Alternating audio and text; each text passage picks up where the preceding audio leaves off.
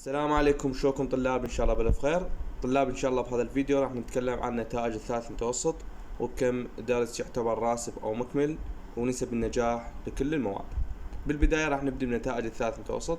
النتائج ان شاء الله مثل ما بلغتكم قبل 10 ايام، قلنا لكم ورا العيد استاذ بيوميا بساعة ما نعرف لحد الان، اللي نعرفه انه هي ورا العيد، بس ان شاء الله راح نبلغكم على هاي قناتي حطيت لكم اياها باول تعليق. اي تبليغ ينزل عليها يكون مؤكد تبليغ من وزارة التربية، ما اجيب لكم تبليغ هيك يقولون باكر انزلكم ونقول لكم باكر ان شاء الله.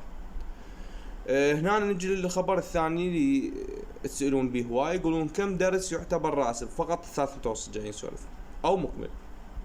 4 مواد يعتبر راسب، اللي ب4 يعتبر راسب بصفه، يعني يبقى بالثالث لا سامح الله.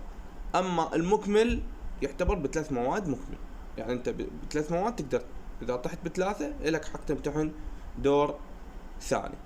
ولحد الان ما نعرف، احتمال هذا القرار يتغير يسوونه كل المواد، واحتمال لا يبقون على هذا القرار. يعني لحد هاي اللحظة انه القرار 4 دروس يعتبر راسب، 3 دروس يعتبر مكمل.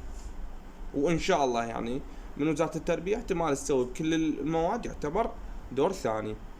بالنسبة لنسب النجاح، نسب النجاح لكل المواد هسه اللي هواي جاي ينشرون نسب النجاح بالاحياء مو زينة، نسب النجاح 45، نسب النجاح 95.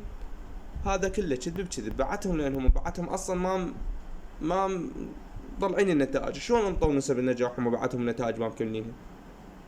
فلحد الان هذا كله كذب، ماكو نسب نجاح.